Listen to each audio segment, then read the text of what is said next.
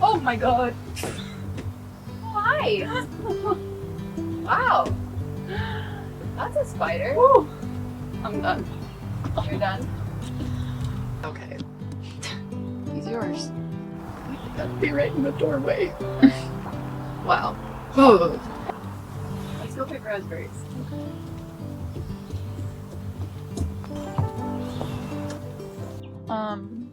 Good morning. Molly and I are going to do a Q&A video today because we're going to have pancakes and just sit. So it seems like a nice time to chat. And I haven't done one in like a year. So that's all. I'll see you inside.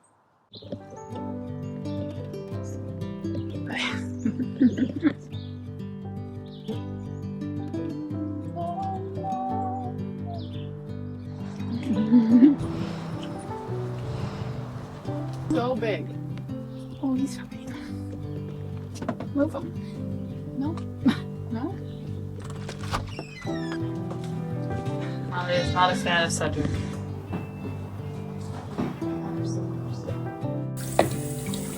I had a bunch of people on my Instagram ask questions. And so I'm going to just go through, I'm going to pick random ones and we're going to answer them. First question is, what is our age difference? It is 4 years, and I'm the older one. Everybody thinks she's older, but it's me. It's you. It's me. And when I was little, I tried to like convince you that it was sometimes 3.5. No, you said someday you were going to be older than me because your birthday was before mine. That's not what I said. You misunderstood me. No, I think you're misremembering. Oh, I like this one. Tips for new homeowners. Oh, this is good. Yeah. Do you want to answer it because you're a new homeowner? No, I think you should give me tips because I'm the new homeowner. Okay, tips for new homeowners. I feel like you're learning this, but like just doing it slow. Like you can't do everything at once. It's very frustrating. It is very frustrating. I did give you this advice: is make one room usable. Mm-hmm. Kitchen is a mess. She was very fixated on getting the kitchen done as a project, but it's a huge project. And so bedroom and bathroom are the most important because then you feel like you can at least like live in somewhere simply and feel clean. And then you can work on the project and then you can use the bathroom to shower and be clean, and you can use your bedroom to be clean and feel like space that you can use. And I would recommend getting at least one table. Are you calling me out? No. I have nowhere to sit. You have a table outside. That you brought me. Yes, I did. It's nice to have a table. Sit on the floor. Alright, let's make some pancakes. Wait, I'm going to impart some wisdom for cooking pancakes. Always turn your oven on. Oh. Because then you can put your plates in there, and then as you make your pancakes, you put them on the plates in there, and they stay warm. You don't have to eat them one by one. I always just put it on the lowest setting.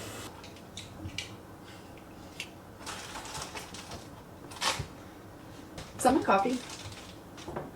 Thank you. 1 cup of mix. 1 egg. Oh, get an egg. Okay.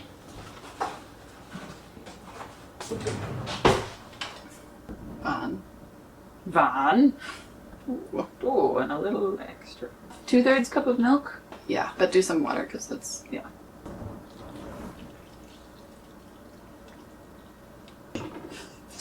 One egg. Oh. Did you shells on there? No. Fork. You want a whisk? I want a spatula. What? Like a smaller one. What are you doing? That is so weird. I never knew this about you. That's not what you whisk with. That's so wrong. This is what I do. See, all the chunkies. Okay, we can answer some more questions.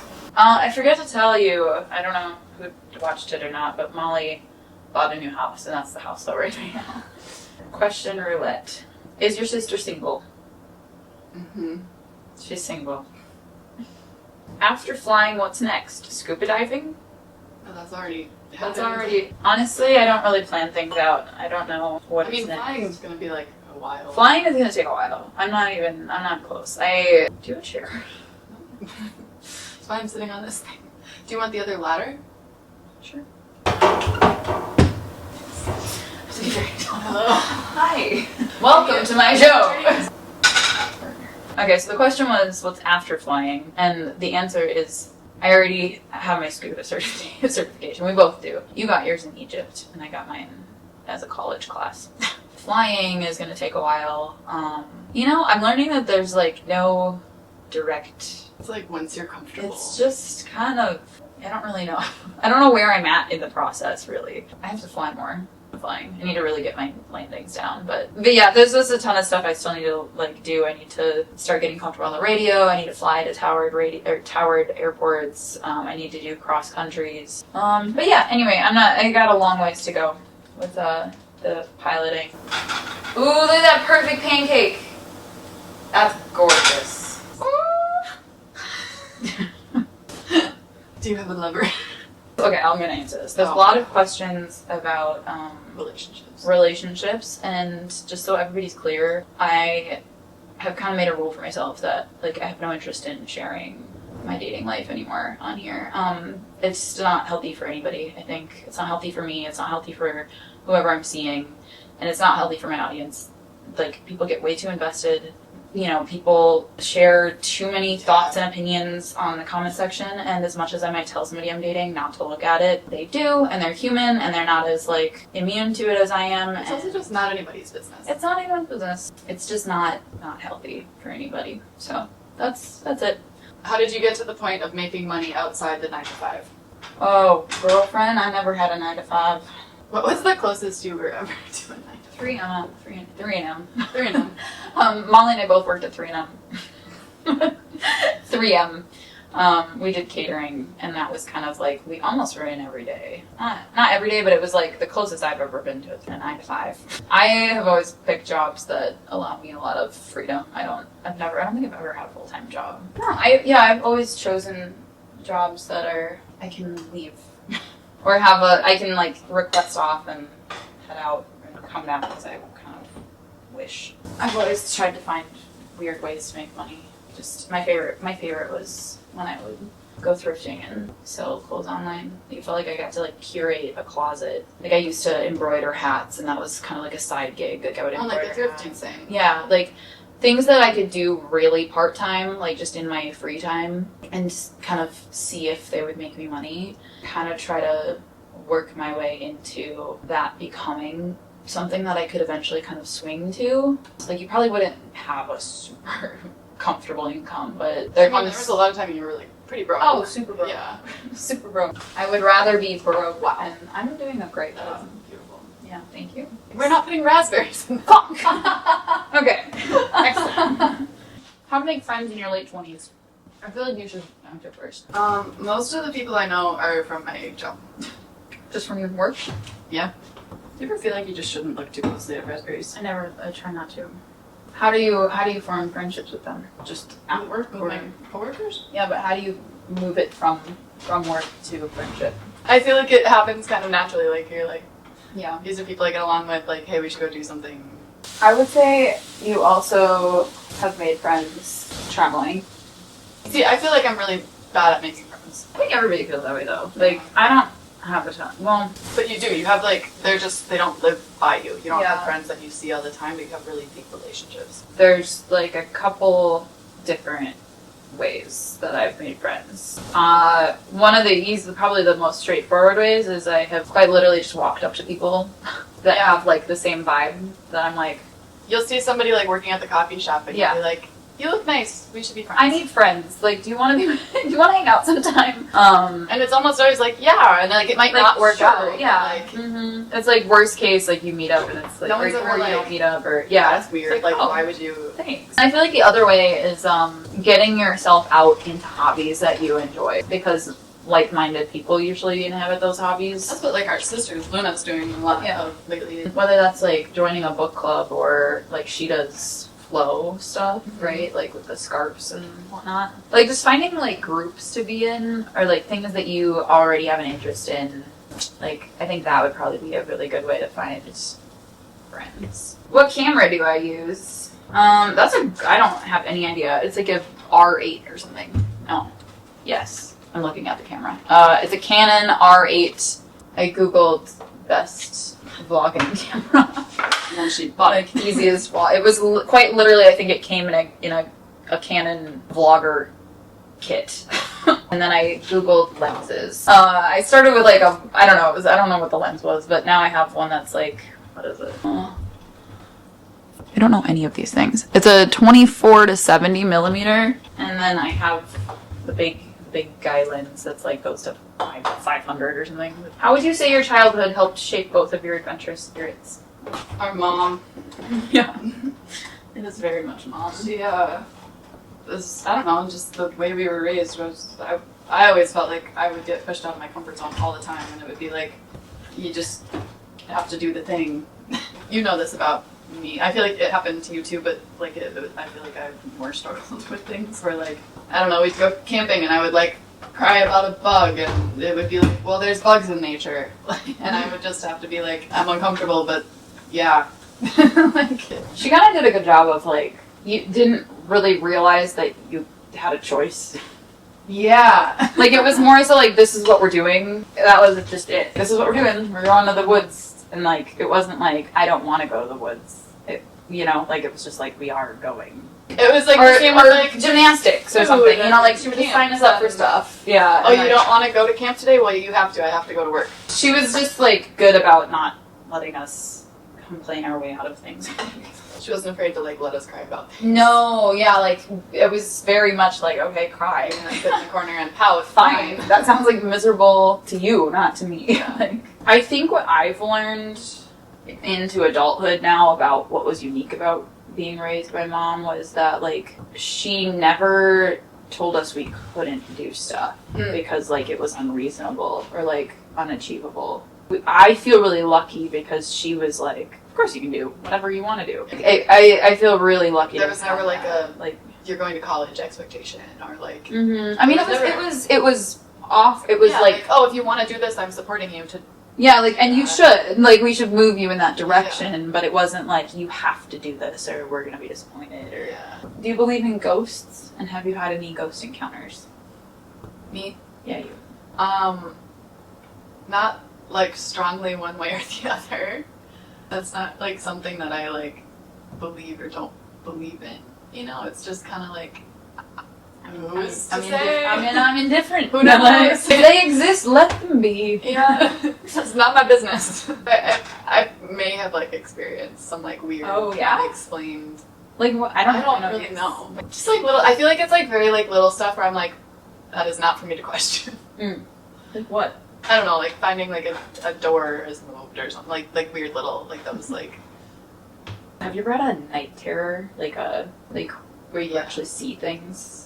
And you're like paralyzed when you wake up. Yeah. Yeah. Have you had that? Like once or twice. You know, the same recurring one too. Ooh. What was it? I mean, it wasn't like a person, but it was like a being. Yeah, at the foot of my bed. Yeah. And I feel like that's the really common one. Yeah. Could you move? No. I think I told you this one.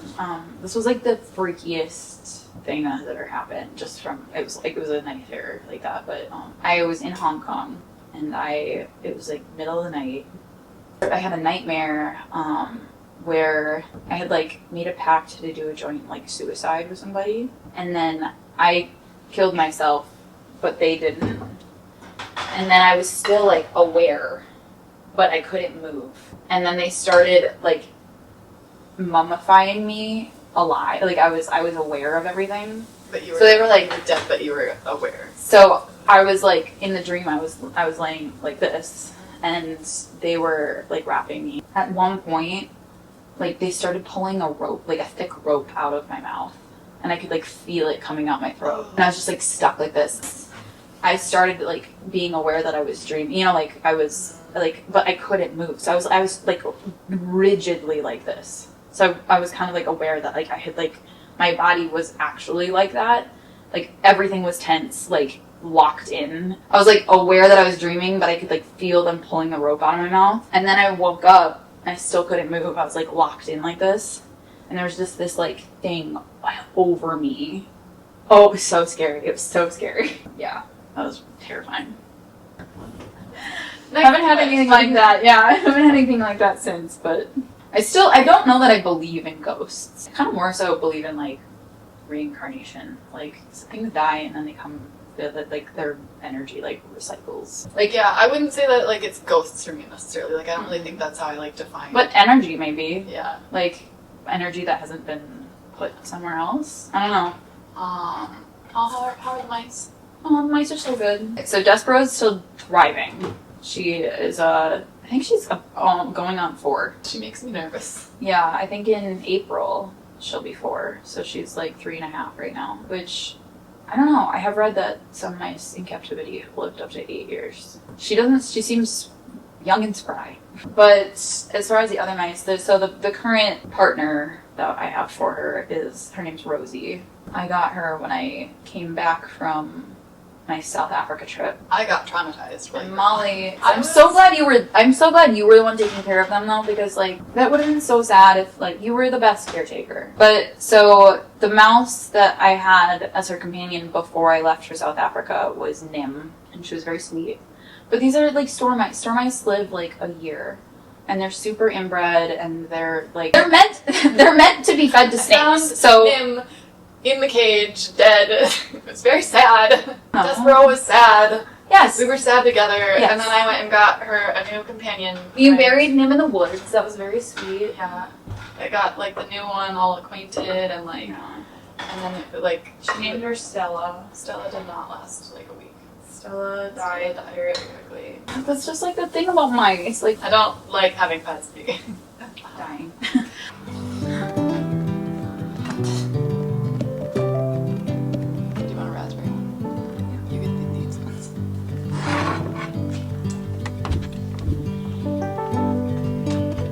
Ah, love you. Ma'am? Yes, made to be.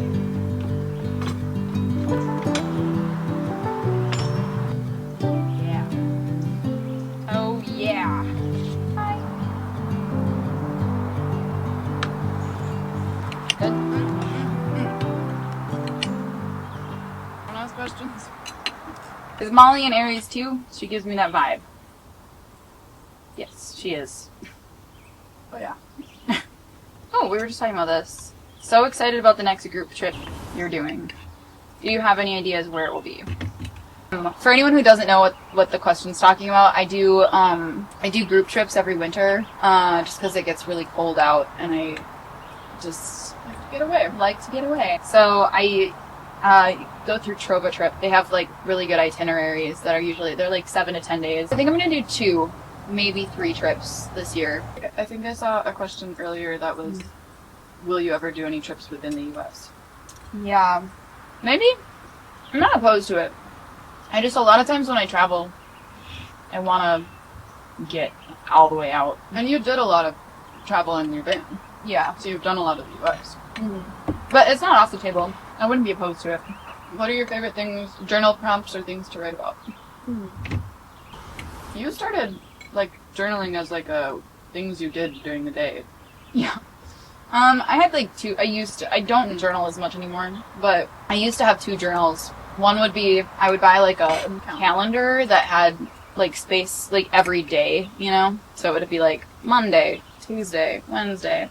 And then the morning after that day, I would go through and I would write down what happened in that column. And then I had another journal where it was just like a creative journal. It was just kind of random. It was like feelings. poetry almost and stuff. Yeah, I don't know, it was just kind of like the stream of conscious.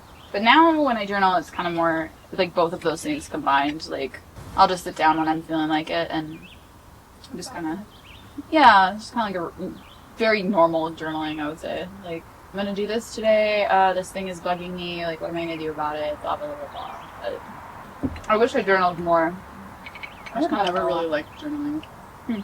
I've like tried it before and I'm just like, not for me. No. Did we grow up sailing? No. No. I didn't start sailing.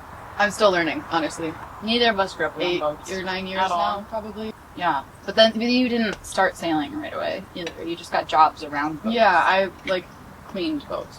Yeah, so I she didn't kind know of anything about. segued into it. Again, I feel like we like find jobs where we're like, this is interesting to me.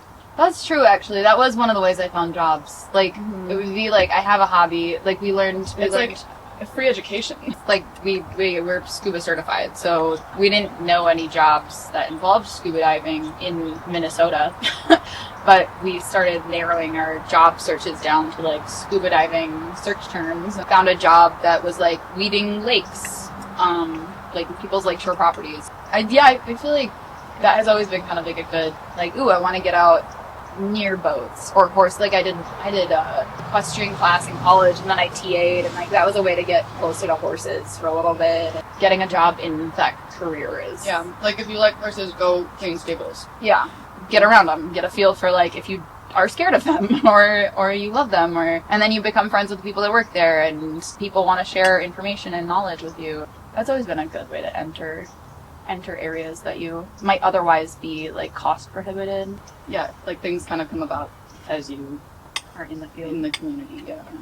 Oh, it's like a 2-part thing, but how are you able to keep so many parts of songs in your videos when so many YouTubers can't even keep a second in their video? That's actually funny.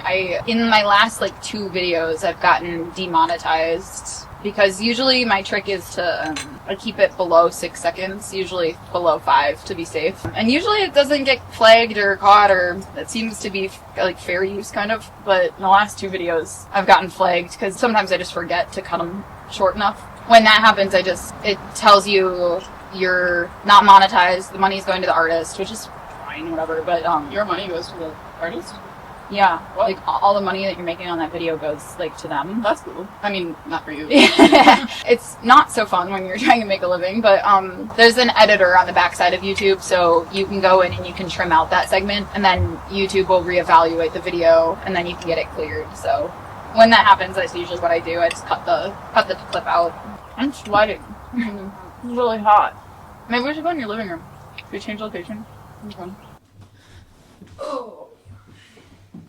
I feel so bad. I'm like gonna have to edit this. These are the worst videos to edit. It's just talking and talking and talking. and like then we ramble and we go in circles, and like making it Finally. concise is like a pain in the ass. What is this?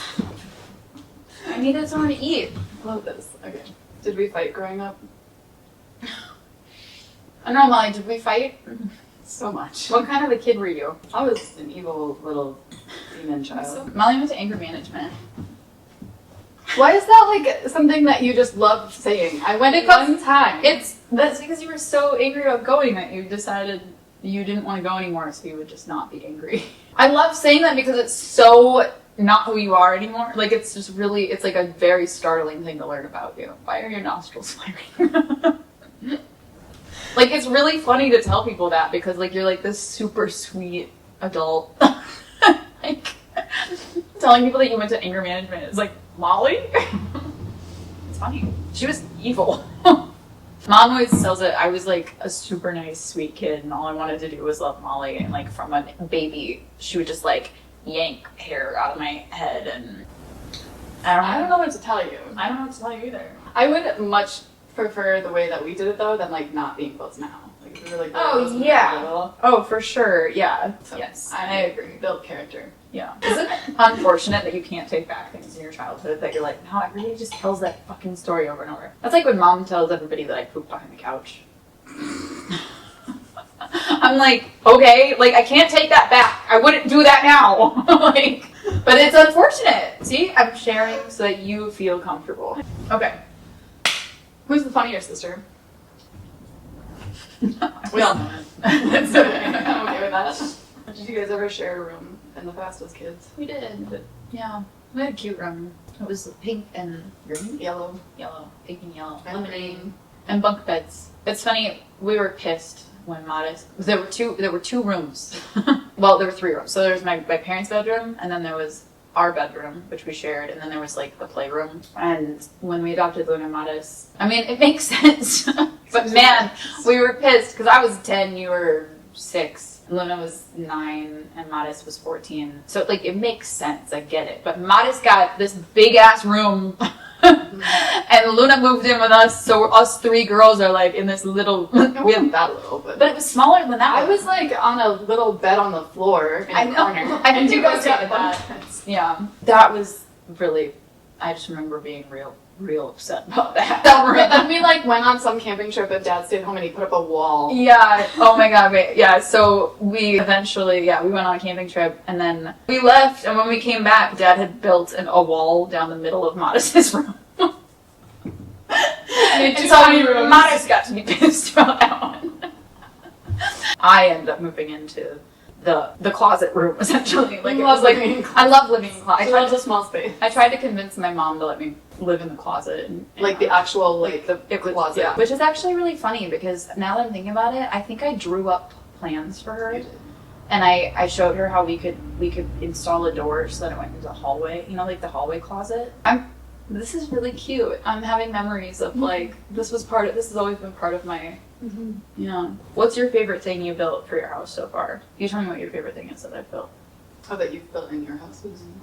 The first thing that came to mind was like your wall in your bedroom, but I don't think that's my favorite thing. I think it's like the best one that's transformed a space. Yeah. Like a very boring space into something that's like really like, oh, that's like a feature. I really want you to put in French doors up there. Me too. That's gonna be a whole thing though, because I think I'm gonna build a deck up there. It sounds like a lot of work. I love the like deck on the cabin. That was like one of the most magical. Yeah. And the patio behind the cabin too. Somebody recently commented on a video and was like, not to be rude, but like I don't really understand the vision with the patio. Like, why are you doing a patio out there? And all I responded was like, okay, imagine a long table. Now imagine fairy lights. Now imagine food all over that table, and imagine a bunch of friends dressed up in whimsical outfits at midnight. And they were like, fair, I see what you're saying. I was like, yeah. Would you rather lose your entire wardrobe or entire toolkit? A wardrobe. You have a revolving wardrobe. I know. You basically do that to yourself every couple months. Explain me emotional damage. Yeah. Oh, wardrobe for sure. Like, I don't think I have anything. I mean, like, I would be sad. Like, I like my clothes, but like they change every few years anyway. Yeah. Like and honestly, I would probably be pretty excited to start having to buy more clothes. Like, ooh, I have to build this up again.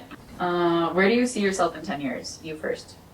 I don't do that. I don't do those. Me either. We don't do that. We don't see each other in 10 years. Hanging out with you. We do see each other in 10 years. We just don't see our lives. There's no like career goal. There's no just living a life. foggy dream. Just like being happy doing crafts and like I don't exploring know and having anything good I want in friendships 10 years. and everything we're doing now. I do want a garage at the cabins and a garage at my house. That's your 10-year That's my plan. That's my 10-year plan. How did you get started with carpentry? I was trying to learn but feel a bit overwhelmed. What? It's not listening. How did you get started with carpentry? Pretty much anything I have ever done, which is like putting up a shelf or something. I either have like people that have like shown me how to use a circular saw, so like a little bit of like exposure over time, and then like just honestly Googling things when I'm like, how does the toggle bolt go in the ceiling? It's all starting small, like things that like don't really matter, like it's like build freestanding things first.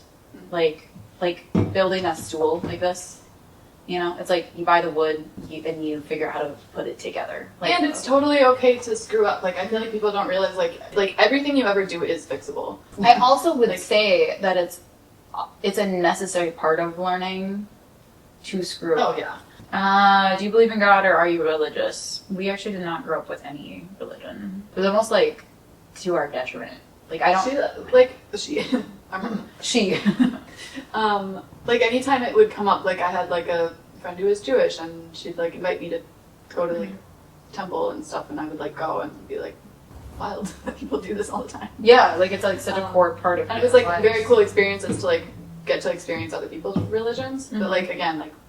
We did not do that very often. We didn't have any. Yeah, she was really kind of like more admired religion for its beautiful parts. Yeah, like the parts that are good.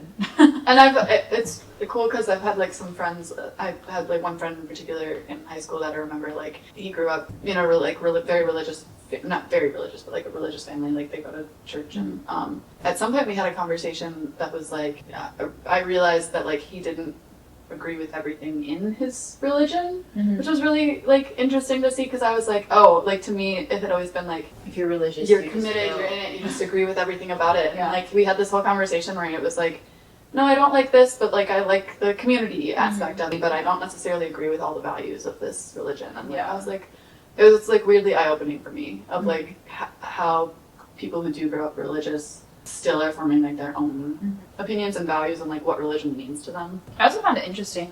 As I've moved to different cities and know people who've moved to different cities, like that's a really nice way that friends have just like automatically gotten in a community. Like they just start going to a new church. Recent favorite reads, shows, or movies, or even just like favorites in general. Start with books. So Cersei. Just Cersei. I feel like I haven't read that many lately that I'm like, oh, this is like a good book. This is like This is good. Yeah, I haven't like gotten through a physical book in a really long time, but I've done like some audiobooks. You should read A Little Life. That was probably. I know that I know it's not like your vibe, but it was one of those ones that like I'm really glad I sat down and read. And it's you gotta get like a third of the way in, and then you're like really invested. What's that Barbara Kingsolver one that?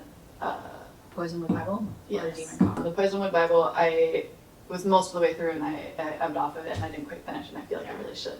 Demon Copperhead is really good if you like Barbara Kingsolver. I listened to that. Oh, I just listened to American Gods. That was pretty good. As far as fantasy goes, the Tierling trilogy was really good. Everybody's obsessed with those other ones, the Court of Thorns or whatever. I personally don't like that series. I feel like it feels a little more. It doesn't feel that like fleshed out to me. Like in like the way that like the writing doesn't pull me in as much. It feels kind of surface level writing, which is fine if that's like your entryway into like enjoying reading and liking books and fantasy and stuff. As far as the writing went, I felt like the characters didn't have as much depth as I wanted them to. But the Tierling trilogy is probably one of my favorite. I just like so good. That series took a whole turn partway through. Oh my god. That was just like you had no idea what was my god, I thought I was reading a different book. Yeah. Yeah, I don't want to fuck that up for anybody. Yeah. Like, I would recommend reading it, though. It's really an interesting world that she built. I just watched Speak No Evil recently, and Is it a movie or it's a movie. You're way better with movies than I am. I love movies. I have skipped past that movie so many times, and if you like psychological, like thriller, edge of horror, like those are my favorite. Those are my favorite movies. But like that movie was so good. I watched it with Joey, and we were both like, "Damn, I haven't seen a movie that good in a while." Okay, I feel like we should do one more. This one's for Molly. Did Hannah's mentality of "fuck it, I'm just gonna do it" inspire your own journey? Yeah. And see. Yeah, absolutely. Are you kidding me? Come on, bolster my confidence. Oh, shut up. Tell me more. No. Fine. I mean, yeah, of course. Obviously, I mean, I've like always looked up to you. Should I go in the other room? You're a constant good reminder to just be like, on any level, I mean, at a minimum, I just go, well, if Hannah could fucking do it, fine. That fucking idiot. Or just, I don't know, like, there's always a lot of, like, reminders of, like, it really is just the fuck it mentality. Even, like, deciding to buy the house. Like, I am way more of an overthinker than you ever are. Like, I take forever to get anything done. Like, the only reason I think I get anything done is because I, like, pull myself back to being like, what would Hannah do? That's so cute, because I do that. I used to do that with Mom. Like, it would be like, what would Cindy do? Anyway, we both have to go do other things, so we're gonna hang up now. It was nice talking with you. I hope you enjoyed this. I'm sorry you didn't get any pancakes, but They were great. they were pretty good. All right, love you guys. I will see you next week. Stay out of trouble. Goodbye.